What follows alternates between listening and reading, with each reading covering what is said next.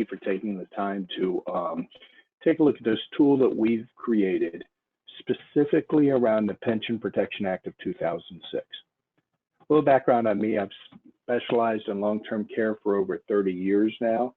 I manage the division on long-term care and annuities here at MRW Financial Brokerage, and I'm here to help support you in any way we can to increase both your long-term care and your annuity production.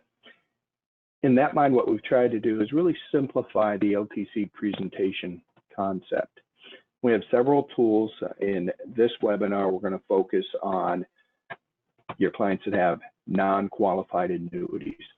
This is great for a client that has a non-qualified annuity that they purchased years ago. They have gain in that annuity, and it doesn't fit a specific planning goal. And what I mean by that is they aren't going to rely on it for income in the future. They aren't going to rely on it to make a major purchase. It's really become more of an emergency fund for them. They don't want to take any funds out because of the LIFO taxation. And when you think about it, they start taking money out. It's all taxable income until they get to their cost basis, which could increase their Medicare premiums. Cause a Medicare surcharge. It could cause up to 85% of their Social Security to become taxable. It could trigger a 3.8% excise tax. So they're really reluctant to create those additional taxes. Of course, non-qualified, there is no required minimum distribution, so they don't have to take the funds out. It's just sitting there, it's growing. Maybe they've earmarked it for an emergency. Maybe they're looking at that non-qualified annuity. This is what we'll use if we require some long-term care or have some health problems. Well, the Pension Protection Act of 2006 allows us to take those funds, use them for long-term care, 100% income tax-free. And if you think about it, long-term care is really not an asset problem. It's a cash flow problem.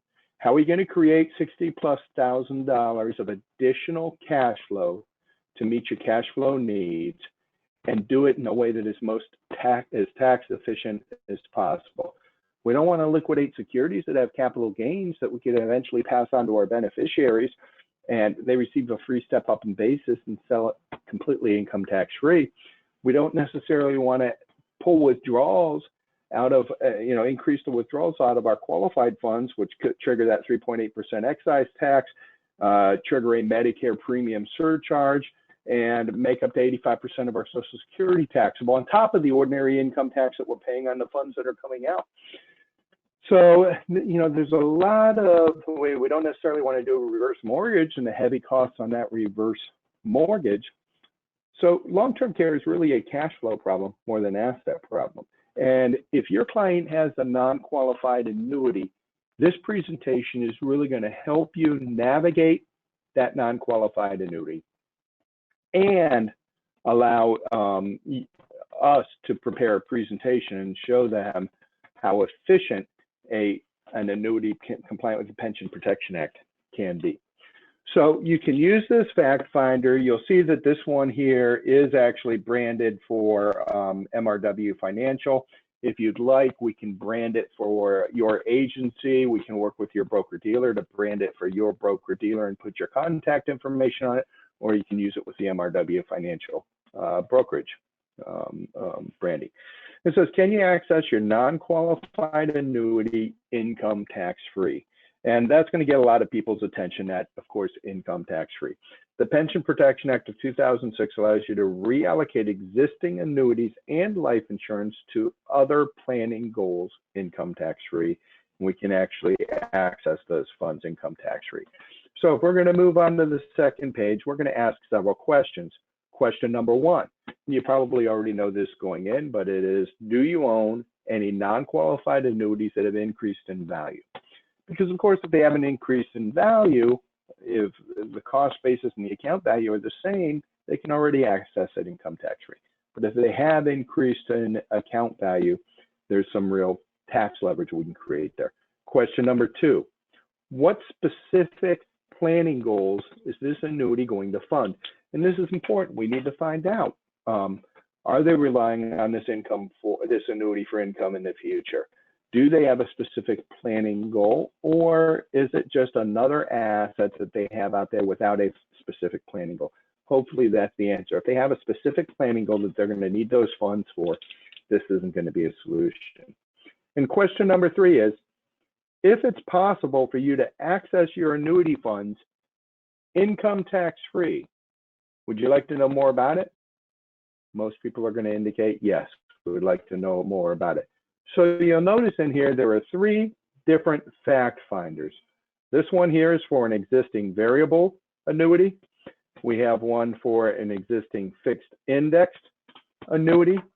And we also have one for just a regular fixed annuity. And what we encourage you to do is, and we're going to use a variable annuity as an example here. What we encourage you to do is use this fact finder while you're with a client, pick up the phone, call the existing annuity carrier, and ask them these questions on a speakerphone.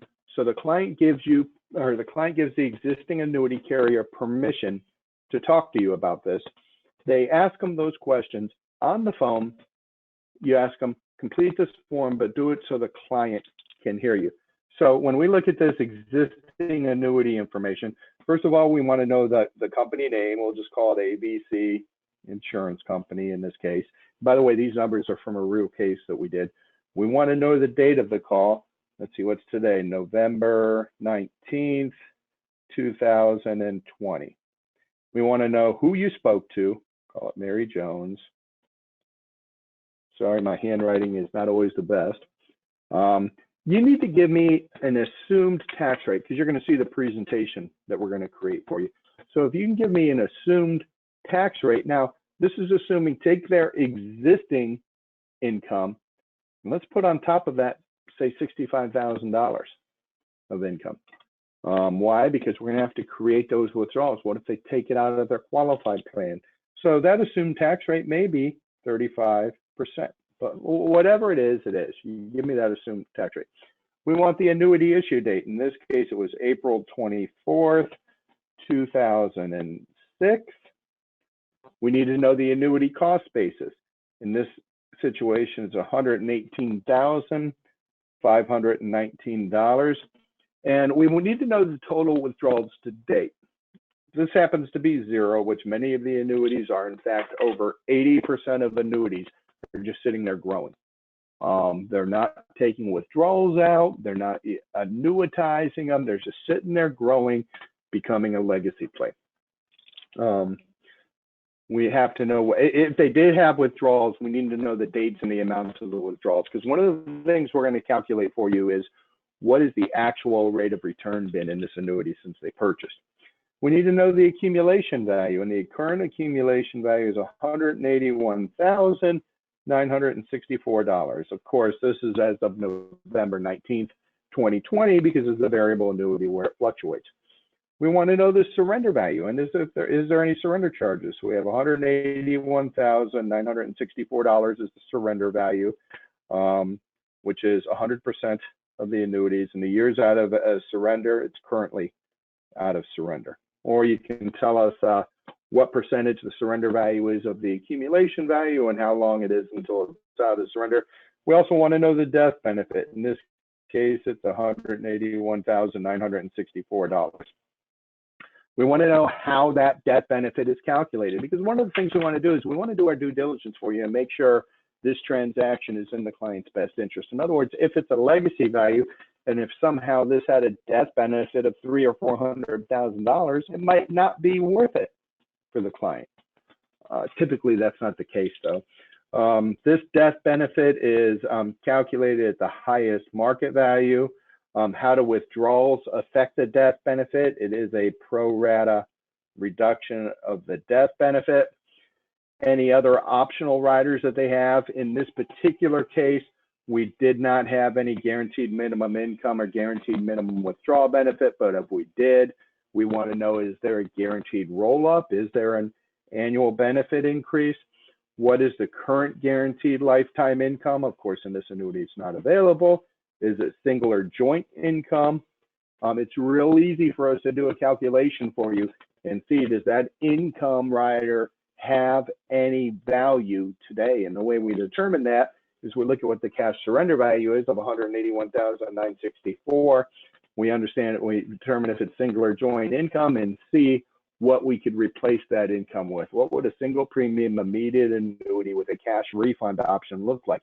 If we can generate less income out of the best single premium immediate annuity, then that guaranteed minimum income benefit has value. If we can generate the same or more income out of the SPIA, then that guaranteed minimum income benefit has no value. And we see about 50-50 cases with value and without value. The question is, how much value does it really have? We need to know, can that income increase? Can it decrease? What happens if the value goes to zero? There's a difference between a guaranteed minimum income benefit and a guaranteed minimum withdrawal benefit. That value goes to zero. Sometimes they require you to annuitize those funds. And if you miss the date and you annuitize it without the funds going to zero, sometimes you lose that option. We also want to know what the fees are. In this case, the mortality and administration is 0.75%. The rider fee was 0.50%. And I think the total fees altogether 1.45%. What's the annual cost? You write that in of what it is, so around $2,350. And how is that taken out? Is it taken out daily? And what's the daily cost if it does exist? So once you collect all of that information, we're going to ask a couple more questions. Question number 4, do you have a plan to fund future long-term care expenses? And they may have traditional long-term care insurance. They may have a hybrid long-term care insurance policy. If they do, we need the information on that policy. A lot of times they don't.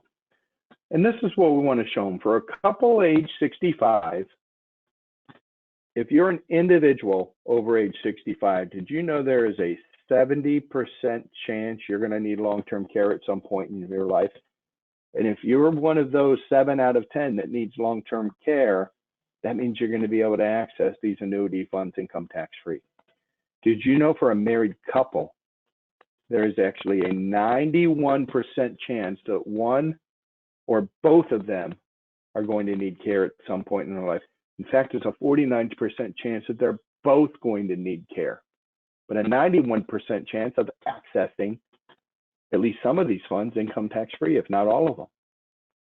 Okay, the only way to permanently avoid income taxes on that non-qualified deferred annuity.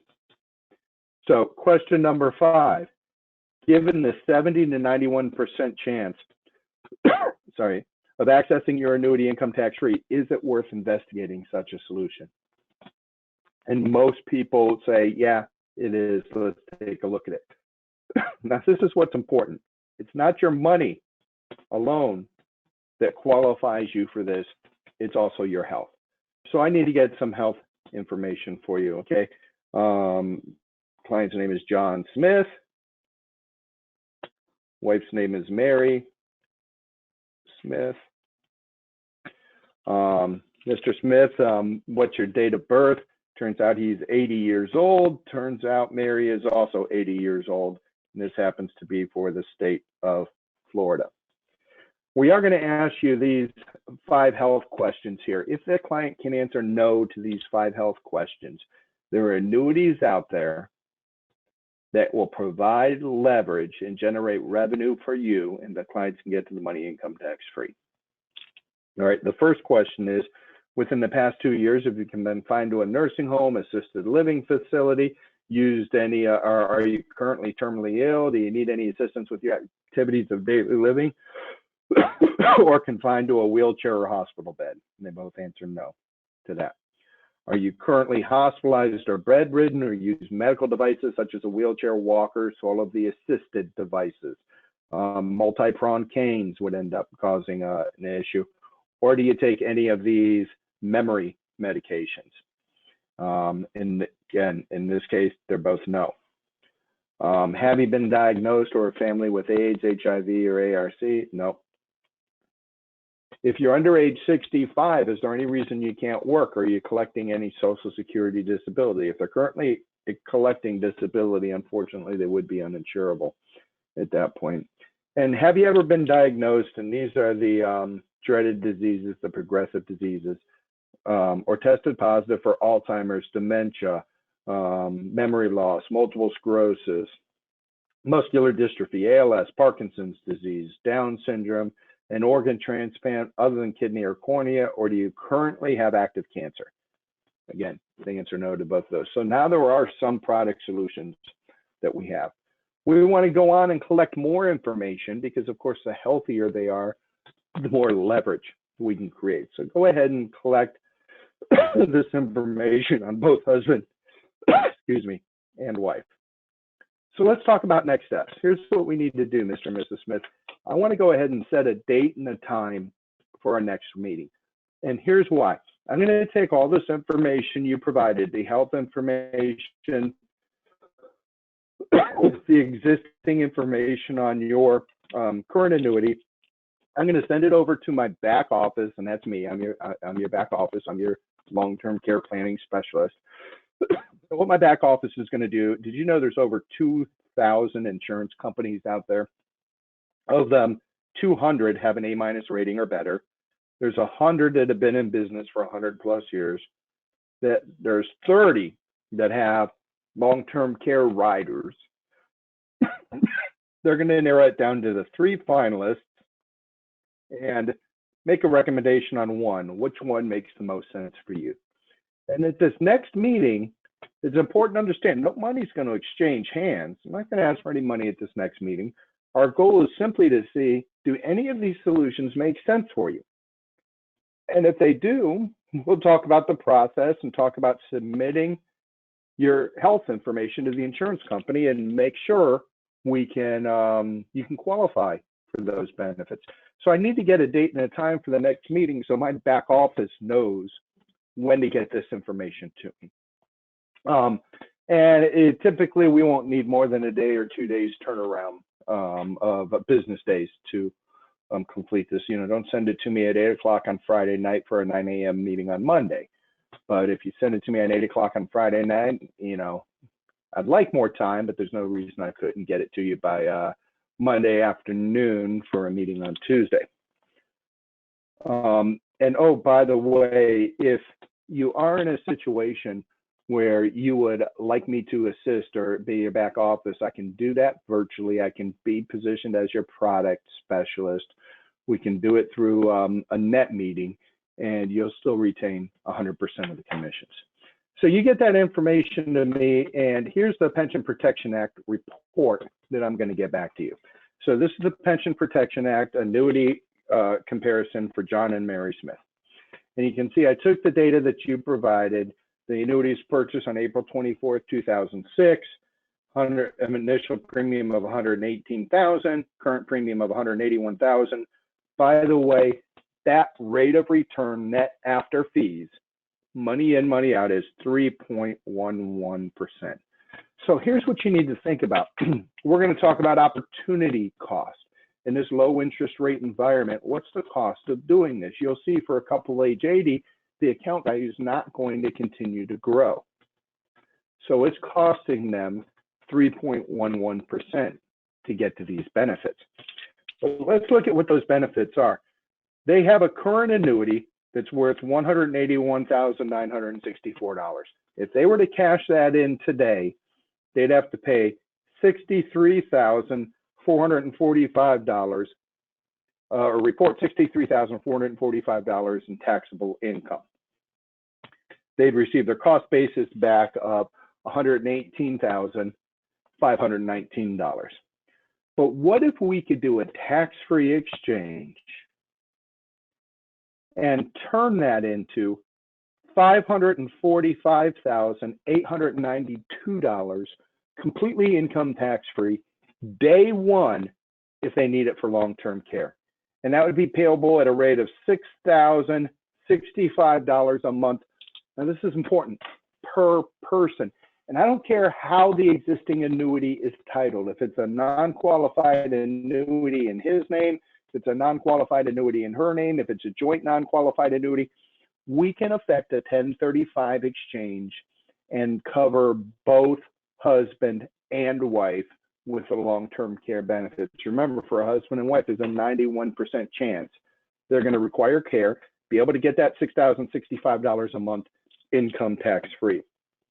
Now, let me ask you, if we had to grow the $181,000 today, remember I asked you for that income tax rate. If we had to grow that $181,000 to the point where we could get net after tax $545,892 out, how much would we be paying in income taxes? We'd be paying taxes of $230,124. So that's the potential tax savings if they do need it for long-term care. And guess what? Now they're preserving their other assets to go on to their kids. They're preserving those stocks and bonds that they own that have appreciated in value. And when the kids get it, it receives a free step up in basis. They aren't selling real estate that they maybe have to fund care, that when the kids get it, receive a free step up in basis. They aren't accelerating withdrawals out of their IRA that could make 85% of their Social Security taxable, that could charge a Medicare premium surcharge that may subject them to a 3.8% excise tax. Now the kids can get it, spread it out over 10 years, hopefully under the new Secure Act, and the kids aren't worried about a Medicare surcharge. The kids aren't worried about what it does to their Social Security. What would we have to do now? Again, this couple is age 80 to turn that $181,000 into over $700,000 before taxes to get the same $545,000 tax-free. Well, if they live 5 years, we'd have to earn 33% a year on it. If they live 10 years, they'd have to earn 15.96%. And if they lived to age 95 from age 80, 15 years, they'd still have to earn 10.2% a year. What have they earned to date? To date, they've earned 3.11% on this over the last 14 years. You can see how this starts to make sense. Now, what is the underlying product that provides this? In this particular situation, it's the Global Atlantic 4Care annuity. Now, they're not always the best fit. A lot of times it's One America. Lincoln Financial has a tremendous product. They've suspended sales on it right now because of the low interest rate environment regarding COVID. Hopefully it comes back. So there are several options out there. We have the ability to just offer all of them. There are there's 5 different product selections out there that were available. In this particular situation, for a couple that are both age 80, I really think this Global Atlantic product makes sense, and here's why. I'm going to move on, and you'll notice this is the guaranteed assumptions. I'm always going to show the guaranteed assumptions, and the reason is I started back in 1990 selling traditional long-term care, and we sold those products, and we were told we sold those products as, yes, the rates could increase, but they can't increase rates just on you. They'd have to raise rates on the entire class, and they'd have to file with the Department of Insurance and get those rates approved. They'd have to prove that they have losses on the entire block of business. You know, the Department of Insurance is there to protect you. What's the chances that's going to happen? I don't know, but it's not like Medicare where the rates just keep going up every year. And unfortunately, I have clients that purchase policies and their rates have tripled since they originally bought them. So I like to focus on the guaranteed numbers. The guaranteed numbers and the current numbers, when we look at benefits, they're going to be the same for a couple age 80. If you have a couple age 60, there might be a difference, but for a couple age 80, they're going to be the same. So here's the first thing I'm going to look at is, what is the account value of this annuity actually doing? And you'll see here that this annuity isn't designed to increase account value. It's not designed to generate income. It's designed to get to long-term care benefits income tax rate. The current interest rate is just 1.75%. Again, guaranteed interest rate is just 1%. So we're assuming that first year we'll get to 1.7%, and then we're going to get to 1%. Look at the interest credit. It goes from $3,100 down to $1,807. So not a lot of interest being credited in. Now this is the key here. Look at the rider charge. This rider charge, and this is the guaranteed amount, of course, is $5,459. So the rider charges more than the interest being credited. But this is why this annuity is so great, especially the older the client gets. The maximum issue age is age 80. Look at what the account value does. It never goes down. Even though the rider cost is greater than the interest being credited in, there's a guaranteed return of premium in this product. Now, there are 10 years of surrender charges, so you'll see that it's not until the 11th year, that the rider charge, or that the account value is completely liquid. But if they were to die in the first year, the entire $181,000 is still going to go onto their beneficiaries with the same tax consequences. Now, what does this do for long-term care coverage? This is why we're buying it. And we have an opportunity cost, right? 3.11% on $181,000. How much is that opportunity cost? Let's see. $181,000 times 0.30311. The opportunity cost is